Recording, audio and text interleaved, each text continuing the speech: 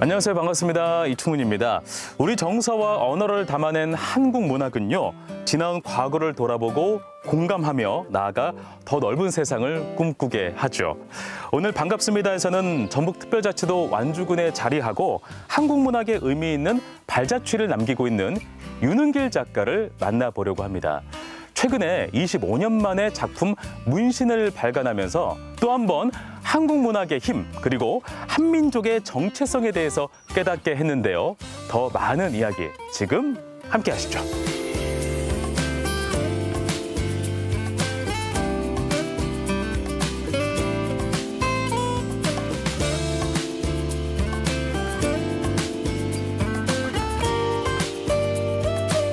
작가님 반갑습니다. 반갑습니다. 네, 이렇게 집에 초대해 주셔서 진심으로 고맙습니다. 작가님.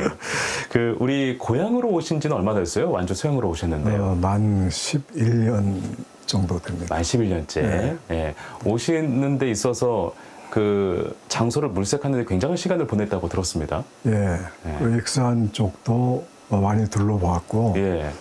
그 익산 말고도 이제 완주에서도 또 딴 데도 둘러보고 네네. 그랬는데, 제가 고향으로, 은퇴 후에 고향으로 네. 가려고 했던 목적이, 네. 노후에 죽는 날까지 열심히 소설을 쓰자. 그런 목적으로 귀향을 결정을 했기 때문에 네네. 아는 사람들이 많은 곳을 피하고 그냥 집거하면서 두문불출하고 오로지 네. 지필에만 전념할 수 있는 환경. 아, 그래요. 그거를 찾다 보니까 예. 정읍은 이제 원래 고향은 아니고요. 원래 이제 태어난 곳이 정읍. 태어난 곳인데, 네. 그리고 이제 익산이 13대조 할아버지부터 예. 쭉 그 세거를 해오신 고장이기 때문에. 자란 곳이 그러면 익산. 그런 익산에서 예. 초등학교부터 중학교 다니고, 네. 전주에 와서 예. 서음학교 다니고, 또 이제 대학을 원광대 다니고. 그랬군요. 그래서 이제 익산이 그 인연이 깊은 데인데 사람들이 많아요. 아는 사람들이. 근데 고향 분들이 그리고 이게 익산으로 안 오고 완주로 간다고 했을 때 그 주변 사람들이 좀 이렇게 서운해하지 않았습니까? 별로 관심 없던데. 아, 그래요? 아, 그래요? 예. 큰 테두리에서 예. 완주도 이제 전북이라는 큰 테두리의 그럼요. 고향이기 때문에 네네, 맞습니다. 별로 그렇게 뭐 나무라거나 하는 사람도 없고. 네, 알겠습니다. 네. 자, 그래서 이제 오로지 글에만 연연하기 위해서 이제 네. 완주를 택하셨는데 완주의 첫인상이 어떠셨습니까? 여기를 고른 큰 이유 중에 하나가 예. 박경림 선생님이 노상 조언하시고 충고하셨던 대로 자연하고 가장 밀접하게 접할 수 있는 환경이고, 그렇군요. 우선 공기 좋고 조용하고, 예. 그리고 제가 좋아하는 각종 새들, 벌레들, 별 짐승들 다 여기서 볼 수가 있고 소리를 들을 수가 있어요. 그렇군요. 예. 그래서 그것이 가장 마음에 들고, 다양한 이유에서 완전 소양으로 오게 되셨습니다. 네.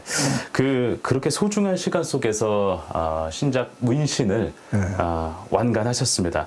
우선 우리가 먼저 축하의 말씀을 드리겠습니다. 아유, 감사합니다. 네. 제가 얼마 만에 이게 완간이 됐을까 봤더니 25년 만에 이게 신작이라고 하더라고요. 예. 이렇게까지 오래 걸렸던 이유가 있었을까라는 생각이 들기도 하는데 우선 소감 한 말씀 먼저 듣고 나서 이야기를 한번 나누면 좋을 것 같습니다. 사실은 사실대로 이야기하면은 예. 좀 더 창피할 것 같아서 25년으로 많이 줄여서 이야기를. 25년도 줄여서 25년인 거예요? 예. 이제는 말할 수 있다. 예. 왜냐하면 문예지의 연재를 정식으로 시작했던 예. 그 시기도 25년이 넘어요. 연재가 중단되고, 예. 또 연재가 중단되면은 이제 전작으로 쓰는 방법이 있는데, 전작을 쓰려면은 처자식 먹여 살리는 문제가 그렇구나. 해결을 해야 되고, 그러니까 뭔가 문예지에다 내면 네. 그래도 고료라도 그렇죠. 우리가 얻을 수가 있는데 그렇지 않고 쓰기만 한다면은 이렇게 생활을 생활이 영위하는데 어려워. 좀 어려움이 네, 생활이 있으니까. 어려워요. 그 문제가 걸려 있고 그래가지고 섣불리 다시 시작을 못 하고 예, 그러다 보니까는 또 이제 대학 교수로 가게 돼가지고 그렇군요.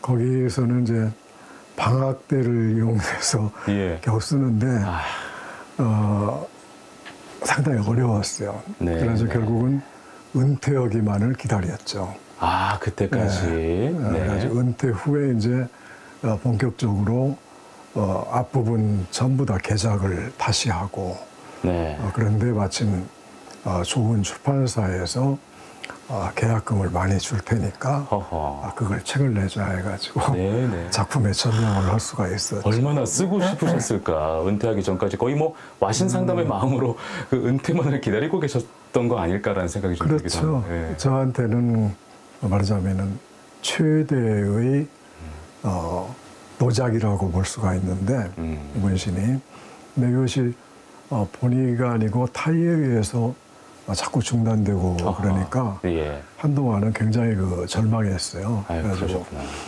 이 작품이 나한테 재수 없는 작품이겠구나.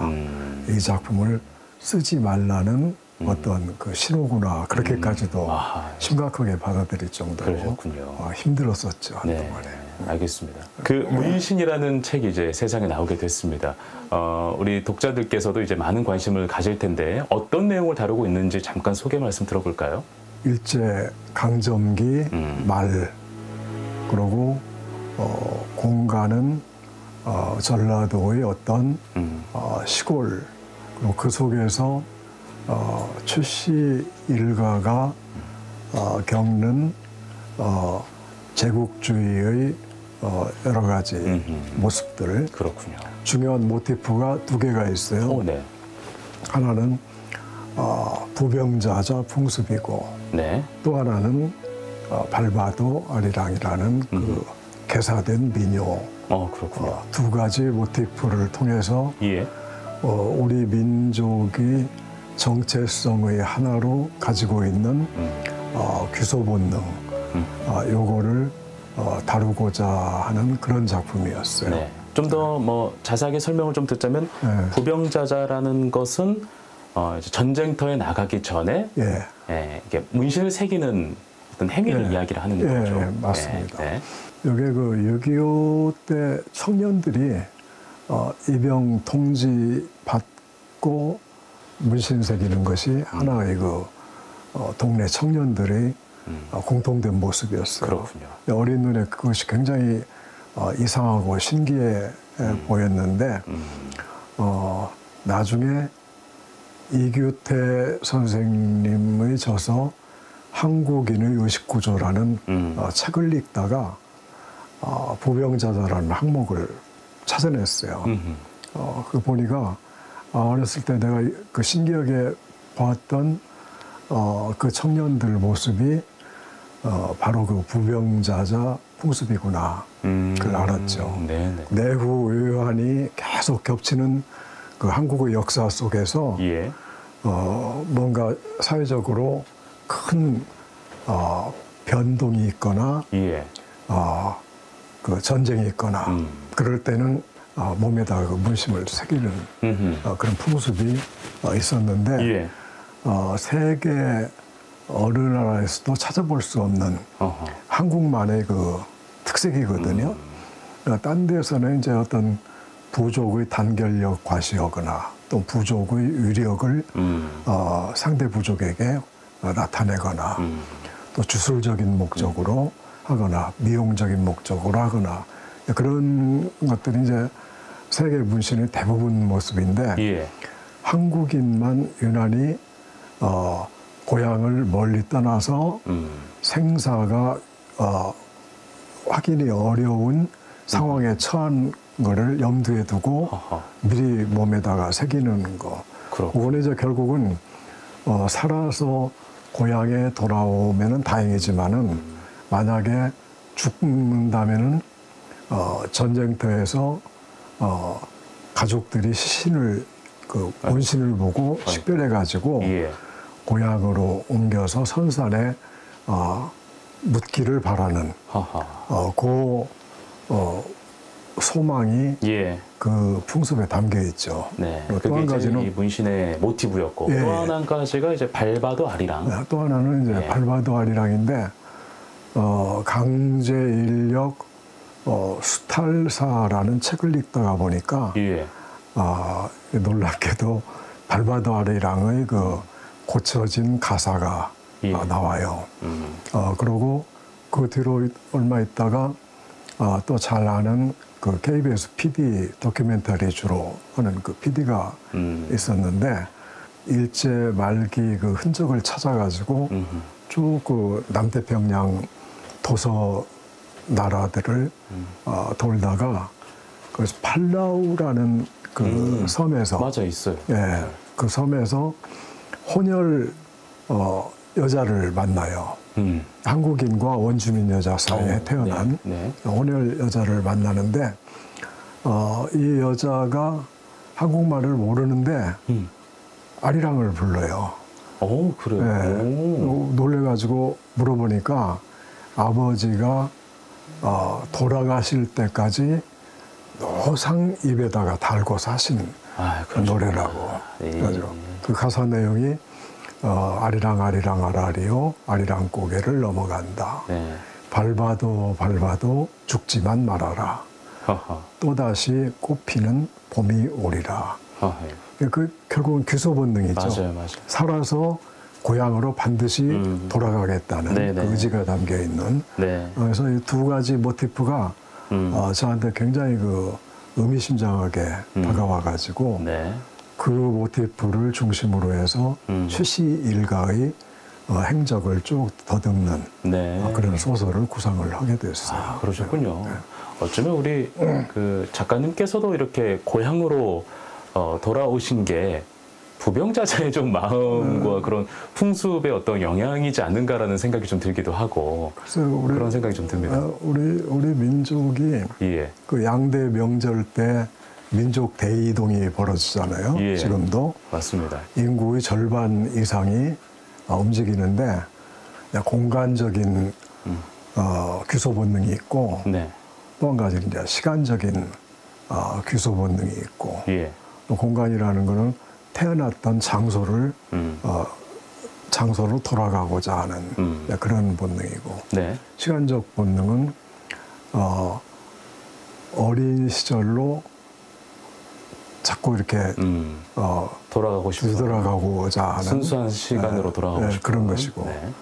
그래서 나이가 드니까 이 두 가지 공간적 시간적 귀소 본능이 점점 강해지는 것 같아요. 그래서 고향으로 일단은 공간적으로 돌아왔고 시간적으로도 과거의 역사 쪽으로 자꾸 관심이 뒤로 가고 있고. 네네. 그래서 그런 것들이 그 나이든 저한테는 굉장히 그 큰 변화 중에 하나죠. 네, 알겠습니다. 우리 작가님께서는 항상 이 작품에 우리 민족을 담고 또 우리의 풍습을 담고 이런 문신뿐만 아니라 그 과거에 있었던 또 작품들도 그런 내용으로 주로 써 오셨습니다. 그래서 우리 역사와 관련된 어떤 작품들을 쭉 이어오는 우리 작가님만의 그 철학은 무엇일까? 어떤 연유에서 그랬을까라는 것도 참 궁금해집니다. 네. 사실은 그 평론가들이 제 작품 세계를 이렇게 몇 단계로 이렇게 나눠 가지고 예. 많이 비평을 하시는데 예. 제 생각은 좀 다른 게 저는 이렇게 문학의 어떤 단계를 의식을 하고 몇 살 때부터 몇 살 때까지는 어떤 계열의 작품, 또 그 다음은 어떤 계열의 작품 이렇게 의식을 하고 작품을 쓴 적이 없어요. 그래요. 그리고 네. 저 본인은 제 인생에서 어떤 그 사회적 자아가 최초로 눈 뜨던 시기, 초등학교 입학 후 예. 그때부터 이제 6.25를 만나게 되거든요. 6.25에 대한 그 기억이 저한테는 너무나 생생해요. 그 인민군이 익산에 내려오기도 전에 익산역이 집중 그 폭격을 당했거든요. 그래가지고 그 일대가 아주 막 황폐해지고 아유. 그 정도로. 예. 근데 그때 이제 나중에 알고 보니까 수원에 인민군이 입성을 했는데 예. 거기를 폭격하기 위해서 일본에서 폭격기 편대가 예. 떠가지고 북상을 하다가 이리역을 수원역으로 잘못 오인을 알아서. 해가지고 거기를 이렇게 집중적으로 맞아요. 폭격을 했는데 그때 참 끔찍했어요. 청소 시간에 국민학교 2학년 예. 때 그때 익산에 계셨을 거예요. 그렇죠. 국민학교 2학년 때 이제 이류국민학교 2학년이었는데 예. 그때 이제 청소 그 물당번을 맡아가지고 예. 그 바켓을 들고 그 학교 우물로 향하다가 예. 폭격기 편대가 하얗게 아휴. 위로 북쪽으로 떠가는 것을 봤어요. 그때는 이제 비행기가 구경하기 힘든 때니까 예. 그 일본말로 비행기가 히코키인데 네. 그 일본말 잔재가 많이 남아있을 그 당시에는 그랬었죠. 그러면 예. 그래가지고 아이들이 뭐 전부 다 좋아가지고 막 하늘을 가리키면서 아유. 히코키 떴다, 히코키 떴다. 폭격할 줄도 모르고. 네, 소리 지르고 박수치고 막 그랬는데 쭉 올라가서 이제 다시 물을 길어가지고 오는데 북쪽으로 올라갔던 그 폭격기들이 다시 내려와요. 그러니까 다시 이제 확 히코키 떴다고 좋아하고. 근데 그때 이제 폭탄이 막 저기 파리똥처럼 막 쏟아지기 시작하거든요. 그러면 다 웃겨. 머리 위로 그 파리똥 같은 것이 점점 커지더니 나중에 엄청나게 큰 폭탄이 바로 머리 위로 떨어지는 것 같아가지고 훈련 받은 대로 선생님들이 막 소리 지르고 지휘하는 대로 학교 주변 그 방공호 들어가가지고 이제 그 손으로 눈 가리고 귀 막고 얼마나 무서웠을까 그 어린 나이에. 입은 벌리고 입을 안 벌리면은 배가 터진대요. 그 폭격 충격으로 그런다고 입을 벌리고 눈 감고 그러고 있는데 한바탕 폭격을 하고 나서 이제 가버렸어요. 예. 그래가지고 이제 막 학교를 선생님들이 시키고 그러는데 집으로 바로 가지 않고 폭격 현장을 찾아가지고 친구랑 같이 익산역으로 갔었죠. 예. 그 처참한 광경을 보고 그때 인생 최초로 시체를 봤어요. 아주 참혹한 시체를. 그때부터 쌓인 6.25의 기억이 저한테는 평생 지워지지가 않아요. 그리고 저희 의관은 6.25 때문에 완전히 없어져 버렸고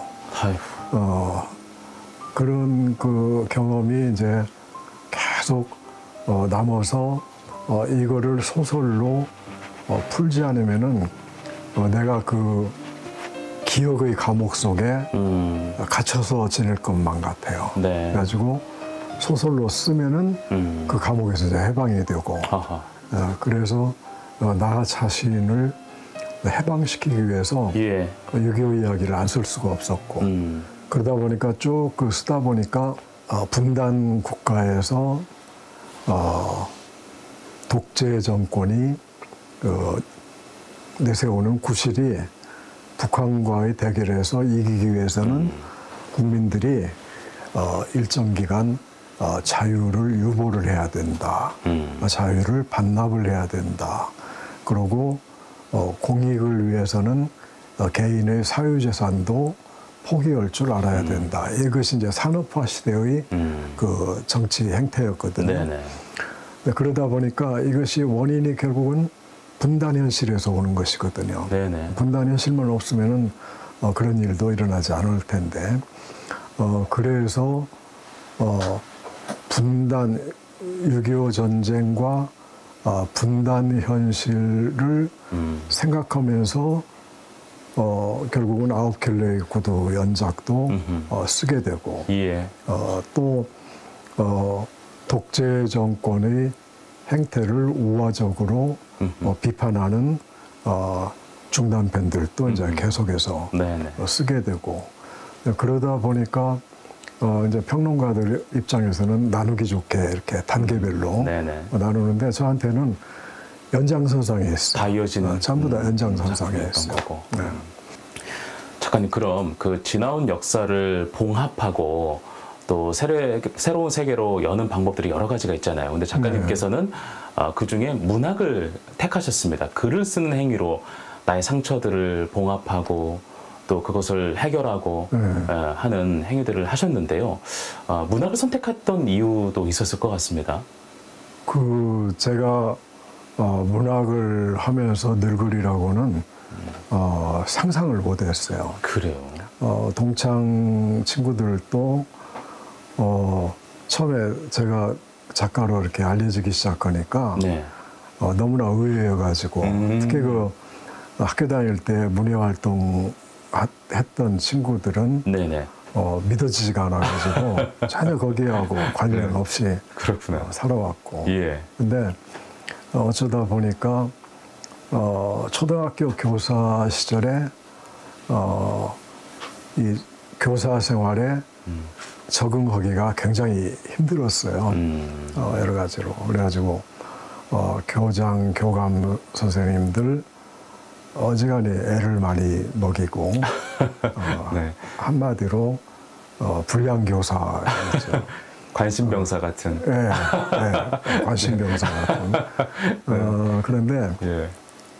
방학 때만 되게 기다려서 배낭 준비해가지고 학교에 왔다가 방학식 끝나고 나면은 바로 이제 무전여행을 다니고, 무전여행을 방학 때마다 굉장히 심하게 다녔어요. 네. 나중에 이제 과로하고 어휴. 영양실조로 간염에 걸려가지고 아유, 세상에. 고생도 많이 하고 예. 그랬는데, 그런 것이 이제 그 동료 교사들 눈에 띄니까 굉장히들 안타깝게 생각을 하고 그랬었죠. 근데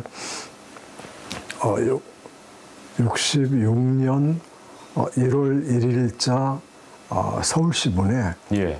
그 김재사 씨는 강석근이라는 꽤 나이가 많은 분이 장편 현상 공모에 당선돼 가지고 1월 1일자 한 지면을 전부 차지하고 나왔어요. 예.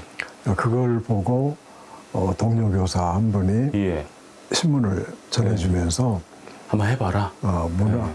연 선생도 문학을 한번 해보라고 어쩌면 잘할 수 있을 것 같다고. 네네. 그래서 말도 안 되는 소리 하지 말라고 화를 내고 그 신문을 챙겨가지고 나중에 혼자 읽어봤어요. 예. 읽어봤는데 이분 그 살아온 인생도 거기에 담겨 있고 그리고 작가로서 얼마나 치열하게 노력했는가 그 과정도 담겨 있고 굉장히 그 감명을 받았어요. 나이 드신 분도 자기 뜻을 이루기 위해서 엄청나게 노력하고 결국은 끝에 빛을 보시는구나 생각이 들어가지고 예. 그때 이제 서점에 나가가지고 관련된 이론 서적을 5권을 한꺼번에 샀어요. 뭐 문장 작법부터 해가지고 네네, 이제. 소설 작법, 이제 기초에 관련된 책들. 문예 사조사 뭐 이런 책들 한번 사가지고 그때부터 이제 혼자서 이렇게 독학으로 공부를 하기 시작했죠. 네네.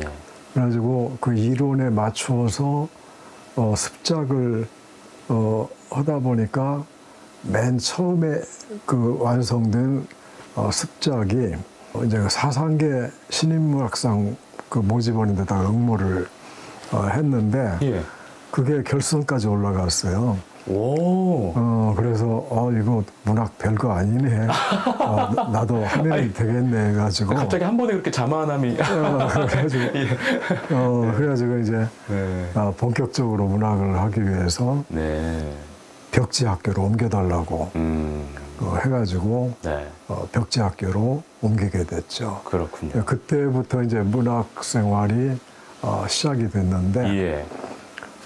저는 아마 남들이 그 문학에 들이는 노력보다 아마 한 5배 이상은 더 많이 그 들인 것 같아요. 그 이후에 치열하게 공부하셨군요. 예, 뭐 그 혼자서 시작을 한 문학 공부이기 때문에 예. 아마 남들보다 훨씬 더 노력을 네. 많이 했다고 네. 자부할 수가 있고, 또 한 가지는 그렇게 장시간 책상에 앉아서 버틸 체력이나 네. 그 인내심을 그 주신 부모님께 감사하고 무거운 엉덩이를 자랑을 하고 그러고 있어요. 네. 글은 엉덩이가 쓴다고 하더라고요. 작가님들 말씀 들어보면. 네, 특히 소설은 그래요. 네네네. 알겠습니다. 아무튼 문학을 접하게 된 계기는 또 주변의 동료 교사께서 아무튼 그 재능을 또 주변에서 알아봐 준 거겠죠. 그냥 주진 않았을 거 아니에요. 알아봐 줬기 때문에 그것에 대해서 또 매력을 느끼고 또 그런 정진한 건 아닐까라는 생각이 또 듭니다. 현재 작품을 또 열심히 또 활동해 오셨기 때문에 아마 작가님으로부터 영향을 받는 제자들이 분명히 많을 텐데 작가님 또한 누군가에게 또 영향을 받았을 거란 말이에요. 어떤 작가님에게 영향을 좀 받았을까요? 비슷한 질문에 네. 답한 작가들이 많이 있는데 예. 그 공통적인 답변이 뭐냐면은 한둘이 아니라서 될 수가 없다. 그렇습니까? 그게 이제 답입니다. 네네. 사실 그렇죠. 네. 그 문학 공부하는 과정에서 수많은 작가의 수많은 작품들을 섭렵을 하고 또 알게 모르게 조금씩 영향을 받기도 하고 그런데 제 경우에는 국내 작가로는 박경리 선생님이 가장 영향을 많이 주신 분이고 네네. 해외 작가로는 그리스 작가인 니코스 카잔차키스 히라빈 그리스인 조르바라는 대표작을 쓴 근데 박경리 선생님은 문학적으로만 영향을 주신 것이 아니고 예. 한 인간으로서의 그 삶의 모습 이런 것까지도 많은 영향을 주셨어요. 네네. 저한테 생전에 노상 강조하신 게 땅 밟고 흙 만지고 살아라. 작가는 흙을 만지면서 그 창작에 필요한 감각들을 얻게 된다. 그것이 이제 지론이었고. 네네. 두 번째로는 아파트에서 살지 말아라. 그 시골에서 전원주택 짓고 살아라. 세 번째는 대학 선생 빨리 그만둬라. 작품에만 전념해라. 이런 말씀을 노상하셨어요. 근데 저한테는 참 어려운 당부 말씀이었죠. 그러네요. 먹고 살아야 되는데. 세 번째가 가장 어려웠겠네요. 네, 세 번째도 그러고 그리고 두 번째도 굉장히 어려웠어요. 그런 그 당부 말씀뿐만 아니라 가장 그 저한테 크게 다가온 당부 말씀은 절대로 살인하는 문학 하지 말아라. 사람을 살리는 그 활인하는 문학을 해라. 이 말씀이 완전히 저를 사로잡았어요. 그래가지고